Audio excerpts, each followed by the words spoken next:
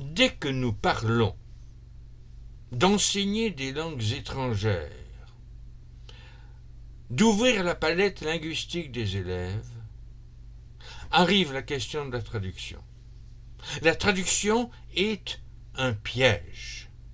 Un piège car il n'y a pas dans deux langues deux mots, même s'ils ont la même racine grecque, latine ou autre, qui ont le même sens. Le bœuf français n'est pas le beef anglais. Deuxièmement, deuxième piège, la syntaxe. Pour ne prendre qu'un exemple, la voix et l'ergativité. Deux types de langue et de grammaire et de syntaxe. Nous en reparlerons tout à l'heure. Mais la voix, active ou passive, et l'ergativité, donnent une culture, une façon de regarder le monde qui est différente selon le choix fait par cette syntaxe. Une langue ergative ne regarde pas le monde de la même façon qu'une langue agentive ou d'une langue passive. Quand on a fait cette première remarque, on peut passer à la deuxième. On doit se débarrasser du concept de langue maternelle. Il n'y a pas de langue maternelle, il n'y a que des langues premières. Dans une famille européenne, aujourd'hui, un nombre très important de familles ont la langue de la mère, la langue du père, la langue du milieu environnant proche et la langue de la société autour d'eux. Ça en fait 4. Il n'y a aucune raison que la langue de la mère soit la langue du père. Cela arrive fréquemment, oui, mais pas nécessairement. Et il y a encore moins aucune raison que la langue de la mère et du père, si elle est la même ou si elles ne sont pas les mêmes, soit la langue nationale. Ce qui veut dire qu'il est très courant ainsi d'avoir des enfants qui sont nés dans une langue ou dans deux langues étrangères par rapport à la langue nationale. Si on prend cette hiérarchie de 4 niveaux linguistiques, comment l'enfant réagit-il à cette situation-là? Comment la famille réagit et gère cette situation-là? Comment la société gère cette situation-là? Et là, on entre dans le domaine scolaire avec la société.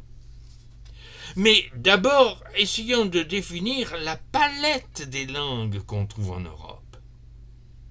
Dans un premier temps, on trouve les langues sémitiques à racines consonantiques. Hébreu et arabe sont les plus connues et les plus courantes, mais elles ne sont pas les seules. Le kabyle, par exemple, est une langue de ce genre. Ces langues sémitiques à racines consonantiques fonctionnent sur une logique qui est leur et propre.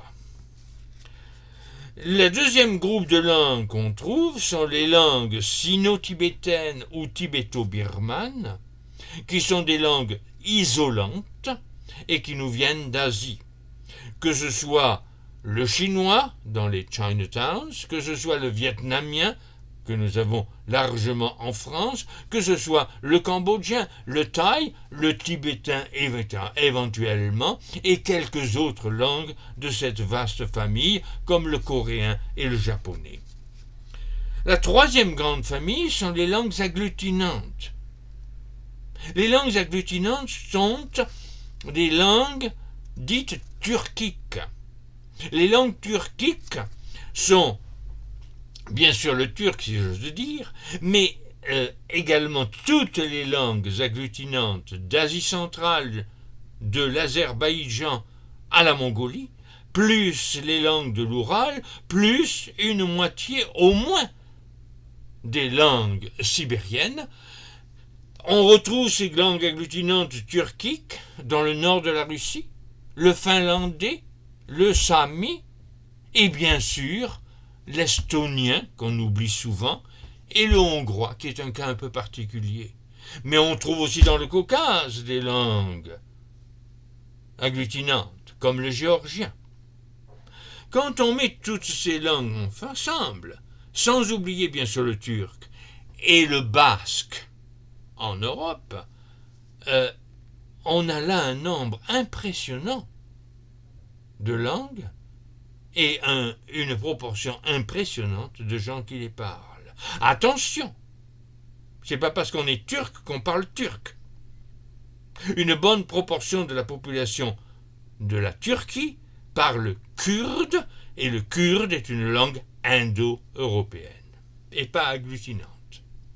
Le quatrième groupe de langues que l'on a en Europe sont bien sûr les langues indo-aryennes, mais auxquelles on doit rattacher les langues indo-aryennes, j'ai fait une erreur, les langues indo-européennes, auxquelles on doit rattacher bien sûr les langues indo-aryennes qui nous viennent du sous-continent indien.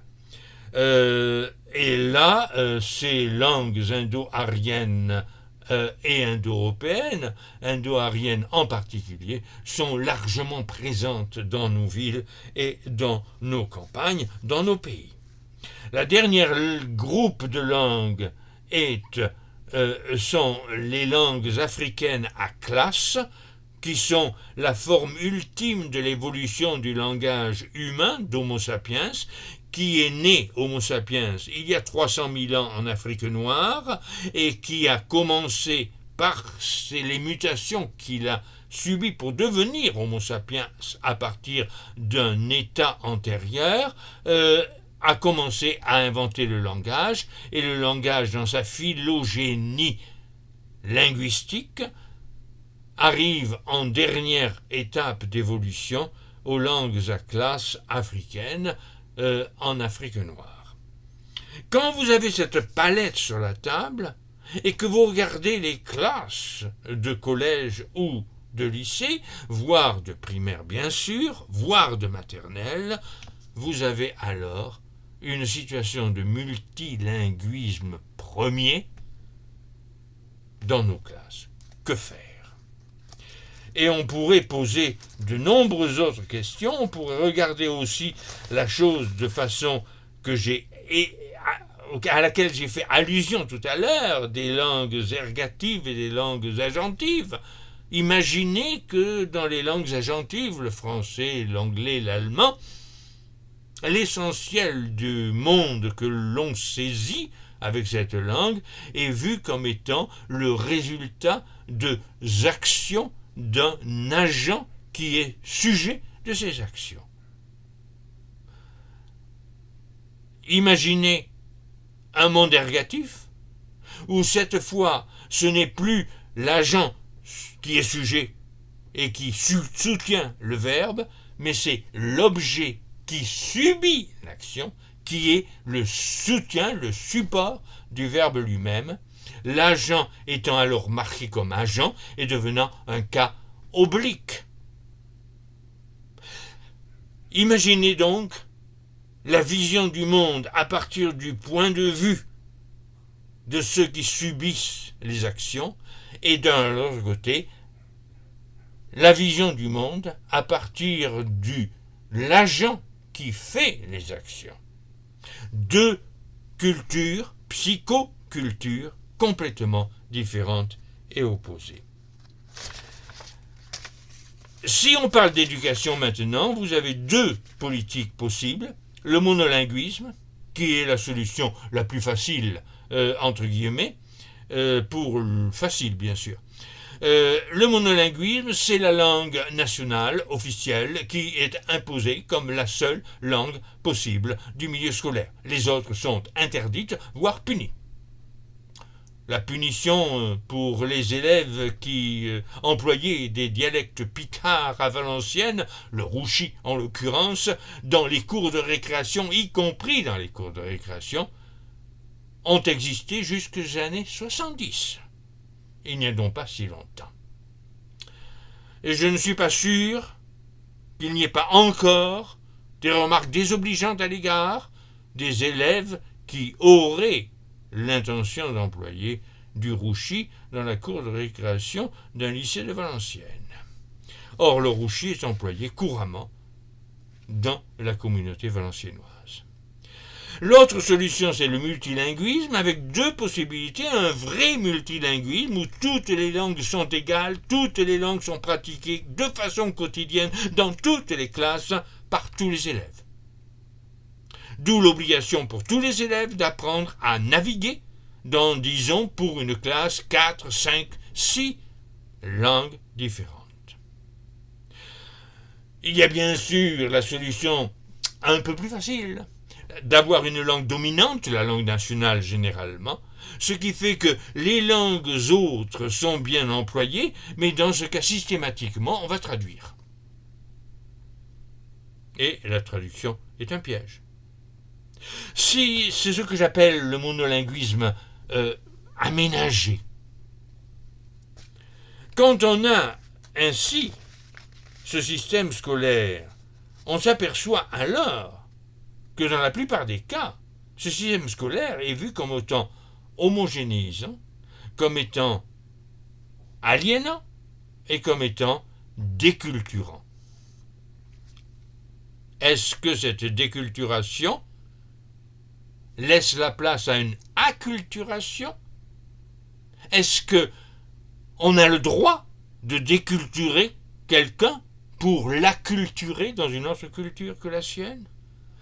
Est-ce que les Canadiens ont le droit, ou avaient raison, de le faire pour les Indiens du Canada? Est-ce que les Américains avaient le droit de le faire pour les Indiens d'Amérique? Est-ce que les Australiens avaient le droit de le faire pour les aborigènes?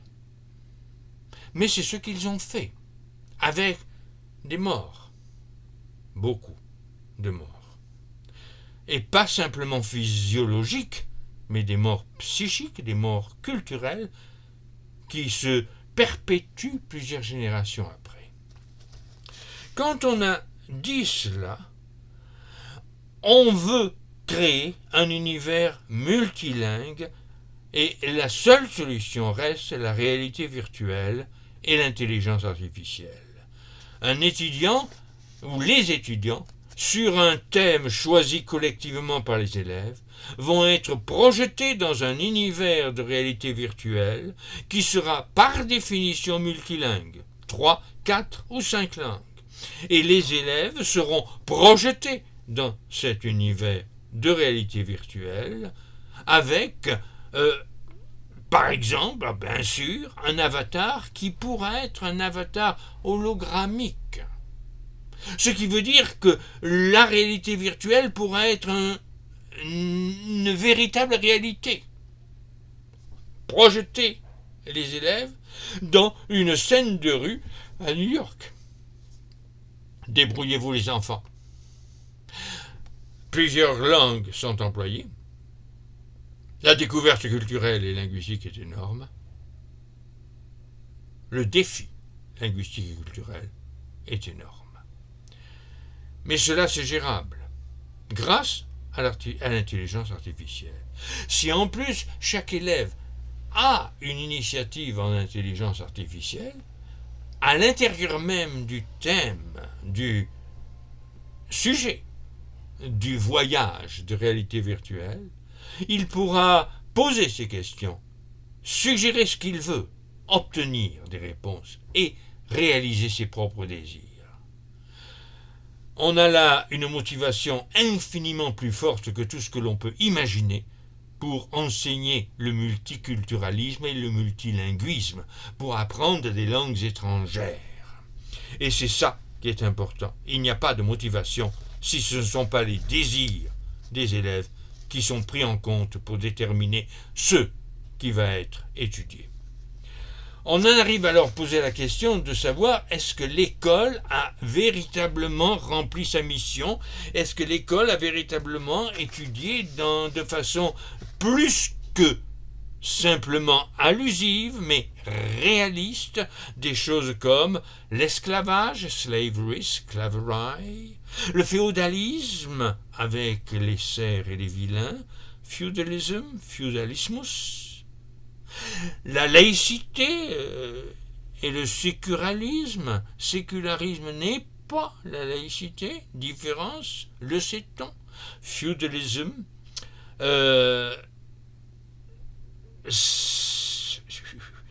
sécularismus, laïcismus et laïcité. Et la question sublime et suprême, est-ce qu'on a véritablement enseigné ce qu'est la vérité, truth, Wahrheit? Est-ce qu'il y a une seule vérité ou est-ce qu'il y a un multiisme de vérité? La vérité mathématique, la vérité physique, la vérité historique, la vérité géographique, la vérité culturelle, la vérité littéraire, la vérité poétique. Est-ce qu'on a enseigné cela? Qu'il n'y a pas qu'une seule vérité, qu'il y a une multiplicité de vérités. Ce qui nous amène à dire, ce sera la conclusion de ce raisonnement, c'est que les élèves qui à l'heure actuelle sont de langue et de culture minorée ou minoritaires et qui n'ont pas dans le milieu scolaire la reconnaissance de cette langue première qui est la leur, de cette culture première qui est la leur, vont vivre un manque et une frustration. Le manque, c'est bien sûr le manque de développement de leur langue première et de leur culture première, au développement auquel ils ont droit. Et deuxièmement, la frustration de voir ce qui pour eux est identitaire rejeté, minoré, quand c'est pas pire que cela. Cela entraîne chez les étudiants le développement d'un syndrome de stress post-traumatique de déculturation. Et ce syndrome de stress post-traumatique de déculturation doit être pris en compte dès le départ pour pouvoir l'éviter. Il faut donc absolument rejeter la déculturation. Cela implique alors, conclusion générale, qu'une personne lettrée n'est pas une personne qui sait lire et écrire dans une langue. C'est une personne qui sait lire et écrire dans au moins 3 langues.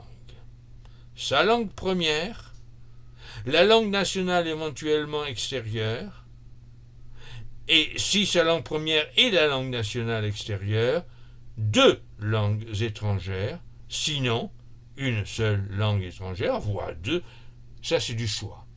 3 langues minimum. Et être capable de vivre dans un milieu multilingue et de naviguer dans ce milieu multilingue. Ça, c'est le lettrisme de demain et même qui devrait être celui d'aujourd'hui. Ce qui entraîne par exemple que pourquoi donc enseigne-t-on en France la littérature française alors que la population française est majoritaire en France, oui certes, mais très loin d'être la seule. On devrait enseigner la littérature comparée. Et les littératures non françaises intervenant dans cette littérature comparée dans une classe devraient être déterminées par la présence dans cette classe d'élèves et d'étudiants qui effectivement sont issus de langues et de cultures non françaises. S'il y a des Turcs dans la classe, on travaillera la culture turque. S'il y a des Kurdes dans la classe, on travaillera la culture kurde. S'il y a des Chinois dans la classe, on travaillera la culture chinoise, etc. On en est très très loin.